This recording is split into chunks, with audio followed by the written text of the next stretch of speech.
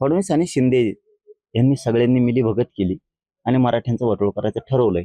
पण मराठे पण किती वाटोळ करू शकते, सत्याचा किती इचका करू शकते, हे तुम्हालाही दिसल थोड्या दिवसात. फडणवीसांनी बावनकुळेकडून रद्द केले, हे त्यांचाच डाव. शिंदेंनी शिरसाटकडून रद्द केलं, हे त्यांचाच डाव. बहुतेक शिंदेंना आता मराठ्यांची गरज उरली नसत. सत्तेतून दहशतवाद पसरवते. खूप भयानक मानसिकता आहे, भयानक मानसिकता आहे यांची. भयानक म्हणजे अति भयानक आहे. अख्खा जनता राज्यातली वैतागली. 58 लाख नोंदीचे प्रमाणपत्र 28 ऑगस्टच्या आत देणे आणि ते बी सांगणे 58 लाख नोंदी सापडल्या होत्या, हे बघा प्रमाणपत्र वितरित केलेत, ही यादी. तरच जमत नाही तर जमतच नाही तुमचं नाम. मनोज जरांगे पाटील यांनी पुन्हा एकदा आंदोलनाचा इशारा सरकारला दिला आहे. या संदर्भातच ते आपल्या सोबत आहेत. दादा, महाराष्ट्र टाइम्स ऑनलाईन मध्ये आपलं स्वागत आहे. काय सांगाल, आंदोलनाची इशारा दिलेला आहे? आता 3 वर्ष होत आले सरकारला मागण्याच्या संदर्भात सांगून, जाणून बुजून मराठा समाजाच्या जीवनाशी काय सरकार खेळतंय हे कळतच नाही आम्हाला. त्यामुळे आता मराठा समाजाने शेवटचं निर्णायकच आंदोलन करायला ठरवलंय. सरकारला आता थोडीशी त्यांची मस्ती जिरविल्याशिवाय त्यांच्या लक्षात येणार नाही की ते सत्तेच्या जोरावरती, ती दादागिरी, ती गुंडगिरी, सत्तेच्या माध्यमातून प्रशासन स्तरावर गुंडगिरी, म्हणजे ही देशात असं कधी झालं नसत. हे एक सरकार अधिकाऱ्यांच्या आडून गोरगरीब जनतेचं वाटोळ करतोय. परत गोरगरीब जनता काही अधिकाऱ्यांना सरकारला मागायला गेली की त्यांच्यावरती गुन्हे दाखल करायला लावायचे त्या अधिकाऱ्याच्या माध्यमातून. ते तुम्ही शासकीय कामातच अडथळा केला, अमकच केलं, तमकच केलं, रस्ते जाडविले, तुम्ही असंच केलं, तसंच केलं, शेतकऱ्यांवरती मग हल्ले घडून आणणार आणि मग गुन्हे दाखल करणार. म्हणजे हे प्रशासकीय दहशतवाद जे म्हणलं जातं ना सरकारचा, ह्यो सरकारी दहशतवाद आहे. हे गोरगरिबांना खूप दहशतीखाली आणलंय. सरकारी यांचे डोके, यांची बुद्धिमत्ता, ते सत्तेतून दहशतवाद पसरवते. खूप भयानक मानसिकता आहे, भयानक मानसिकता आहे यांची. भयानक म्हणजे अति भयानक आहे. अख्खा जनता राज्यातली वैतागली.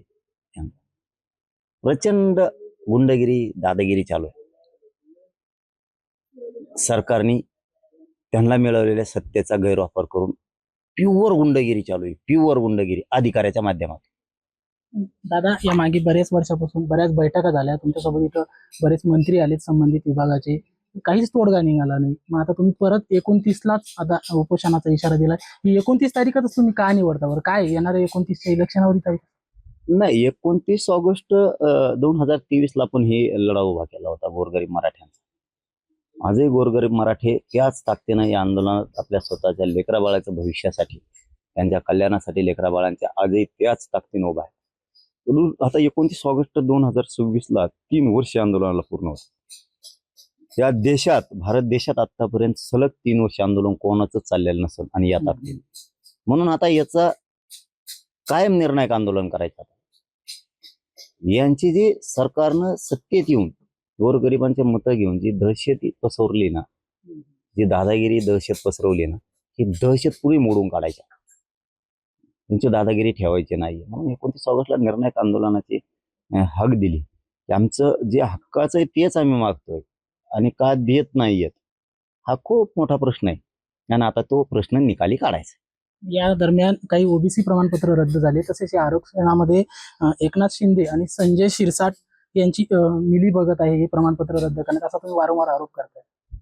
प्रमाणपत्र रद्द झालेले नाहीयेत, ते केलेले आहेत.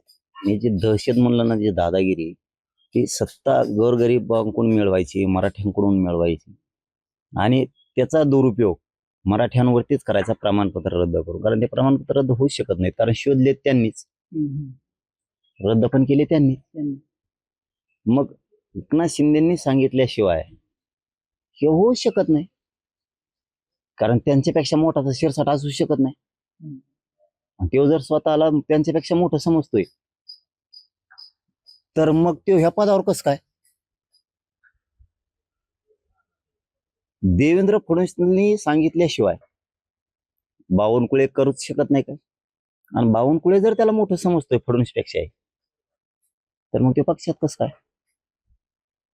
याचा अर्थ ही मिलीभगत आहे मराठ्यांच्या वाटोळ करायची.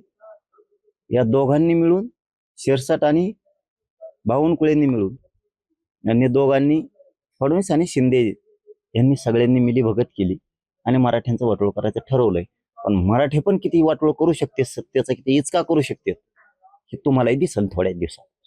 तसंच एकनाथ शिंदे यांच्या सांगण्यावरून बी संजय शिरसाट हे बैठका घेतात, आरक्षणाच्या विरोधात असेल, बऱ्याच काही गोपनीय बैठका घेतात असा तुमचा आरोप होता मला. हो, आणि ते सिद्ध पण झालं ना. सिद्ध झालं, ते सिद्ध झालं. बैठक घेणारे त्यांचेच, आंदोलन करणारे त्यांचेच, त्यांच्या विचाराचे, आणि जाऊन भेटणारे पण त्यांचे, शिंदेचेच मंत्री. सिद्ध झालं सगळं, सगळं सिद्ध झालं. हे सगळं त्यांचेच डाव आहे. प्रमाणपत्र रद्द करणं त्यांचाच डाव, फडणवीसांनी बावनकुळेकडून रद्द केले हे त्यांचाच डाव, शिंदेंनी शिरसाटकडून रद्द केलं हे त्यांचाच डाव. बहुतेक शिंदेंना आता मराठ्यांची गरज उरली नसेल, शिंदेना गरज नसेल राहिली मराठ्यांची आता, त्यामुळे त्यांचं भागलं आता. दादा माझा शेवटचा प्रश्न आहे, आता 29ला हे जे उपोषण राहणार आहे त्याची कशी रूपरेषा असणार, कसं उपोषण असणार? ते आमरणच आहे ना, आमरण उपोषण राहणार, अंतरवालीतच होणार. 29 ऑगस्टलाच होणार. गैरसमज नको, समाजात संभ्रम नको. 29 ऑगस्टला अंतरवालीतच होणार आणि महाराष्ट्रातल्या मराठ्यांनी अंतरवालीतच यायचं. अंतरवालीतच उपोषण होणार, मग मुंबईतल्या ठिकाणचं पण परवानगी घेतल्याची माहिती समोर आलेली आहे. काय मग काय त्यांना अधिकार नाही का मुंबईतल्या मराठ्यांना परवानगी मागायचा? त्यांनाही वाटतं मुंबईत व्हावं, प्रत्येक जिल्ह्यातल्या मराठ्यांना वाटतं आपल्या जिल्ह्यात व्हावं, असं काय. मुंबई पण एक जिल्हा आहे, तिथं पण जिल्हाधिकारी मुंबईला, तिथं पण जिल्हा आहे, तिथं पण जिल्हाधिकारी आहे. तिथं प्रत्येकाला वाटतं, त्यांनाही वाटतं मुंबईतच झालं पाहिजे, मलाही वाटतं हा मुंबईतच झालं पाहिजे. त्याला काय, त्यात काय लपून आहे, त्यात काय लपून आहे? उपोषण निर्णायक होणार दादा? उपोषण हे शेवटचा आणि निर्णायक होणार, निर्णायक होणार, आणि माज उतरणार पण याच्यात सरकारचं. मराठ्यांची गरज नाही आम्हाला, हे जे शिरसाटच्या माध्यमातून शिंदेंनी दाखवलं ना, आणि बावनकुळ्याच्या माध्यमातून फडणवीसने दाखवलं ना, मराठा तुटल्यावर यांना कळलं किती बेकार पाऊल उचललं आपल्या लोकांनी. मराठा यांना तुटल्यावर कळलं यांच्यापासून की किती हाल होते. लोक यांना पूर्ण वैतागलेत, पूर्ण यांना पूर्ण, फडणवीसला पूर्ण शेतकरी वैतागलाय, फडणवीसला पूर्ण कर्मचारी वर्ग कदारला, व्यवसाय करणारे लोक कदारलेत, कंत्राटी पद्धती नोकऱ्या करणारे लोक कदरून गेलेत, पगार नाहीये इथं ना, कोणालाच काही नाही. ते पगार असतात बघा म्हाताऱ्या माणसाला, ना इथं ते पगार होते, ना इथं घरकुलाचे पैसे आलेत फडणवीसमुळं लोकांच्या, ना लोकांच्या विहिऱ्याचे पैसे, ना लोकांचे कर्ज माफ झालेत, ना इथं पीक विमा मिळाला, ना इथं अनुदान मिळालंय. इथं ना मायक्रो ओबीसी सुखी आहे, ना इथं दलित मुस्लिम सुखी आहे, ना इथं आदिवासी सुखी आहे, ना इथं मराठा सुखी आहे. इथं धनगरांचं तर पूर्ण वाटोळच करून टाकलं. 14 वर्षापासून उद्या देतो म्हणतात आरक्षण यांना, उद्या उद्या. इथं समाज सुखी नाही कोणचं. शेतकरी तर पूर्ण उद्ध्वस्त केला. शेतकऱ्याच्या रानातून त्यांना जिथून वाटन तिथून फडणवीस रस्ता घालतो, जिथून वाटन तिथून. मग त्याला शेत नाही राहिलं तरी चालत. पण दादा आता कर्जमाफी केली ना, कुठे सरकार तर गाजावाजा करते, जालन्यात सभा झाली. आलंय काय दुसरं?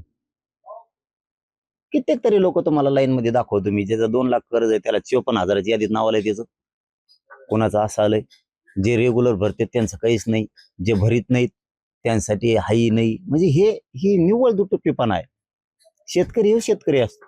एखाद्या शेतकऱ्याला 20 एकर 30 एकर राणे म्हणून का त्याची कर्जमाफी करायची नाही का? शेतकरी फक्त ते. तुम्ही राजकारण्या शेतकऱ्याचं नका करू, समजताय का? तुम्हाला जर वाटतं मोठे शेतकरी नको, जे राजकारणी शेतकरी त्याचं नका करू, ठीक आहे. त्यांनी त्या सत्तेतून शेती घेतलेल्या आहेत लय मोठ्या, पण ज्याची बापजादेचीच इस्टेट आहे 10-10, 20-20, 50-50 एकर, ह्यो का शेतकरी नाही का? त्याला खर्च लागत नाही का? त्याला मजूर लागत नाही का? त्याचं जीवनच शेतीवरती, फक्त त्याला 50-60 एकर आहे म्हणून त्याचं नाही माप. काय तुम्ही हा रोष सगळ्या 29च्या उपोषणादरम्यान निघून येईन बाहेर फडणवीसच्या विरोधातला लोकांचा. आम्हीच पुरून उरतो त्यांना एकट्या मराठीचं. आम्हीच तेवढेच अर्धे राज्यात आम्हीच पुरून उरतो त्यांना. आम्हीच पुरून उरतो की गॅजेट असून दिले जात नाहीत, नोंदी असून 58 लाखाचे प्रमाणपत्र दिले जात नाहीत. का दिले जात नाहीत ह्या प्रश्नाचं उत्तर ह्यावेळेस पाहिजे. आणि रिझल्ट सहित उत्तर पाहिजे. उत्तर नाही तसं देतो परादिशी नाही 13 दिवशी नाही प्रमाणपत्र वाटप करचाल 58 लाखाचे, तेव्हाच आंदोलन थांबताय. आता कधीपर्यंत करायला पाहिजे? 58 लाख नोंदीचे प्रमाणपत्र 28 ऑगस्टच्या आत देणे आणि ते बी सांगणे हे 58 लाख नोंदी सापडल्या होते, हे बघा प्रमाणपत्र वितरित केलेत, ही यादी. तरच जमत नाही तर जमतच नाही तुमचं नाम. जे व्हायचं असेल ते होऊन दे, काय व्हायचं तर बघूच ह्या बारे बघूच. तुम्हाला आता सत्याचा माझच आहे ना. तुम्हाला वाटतं ना आम्ही गोळ्या घालू, हल्ले करू, मोडून टाकू आंदोलन. तुम्ही यात तर मोडाल. तुमच्या डोळ्या देखता मराठ्यांचं वाटोळं करता त्या शिरसाटकडून आणि बावनकुळेकडून, आणि तुम्ही मुख्यमंत्री आणि उपमुख्यमंत्री म्हणून मजा बघता. तुम्ही का पागल समजेल होय मराठ्याला? पागल समजेता पेंड आहे का? नक्कीच ते होते मनोज जरांगे पाटील यांनी इशारा दिला आहे की 29चं जे आंदोलन उपोषण होणार आहे हे निर्णायक होणार आहे आणि सरकारला हे उपोषण झेपणार नाही, असा इशारा सुद्धा या प्रसंगी त्यांनी महाराष्ट्र टाइम्स ऑनलाईनशी बोलताना दिलेला आहे. महाराष्ट्र टाइम्स ऑनलाईनसाठी योगेश काकफळे, जालना.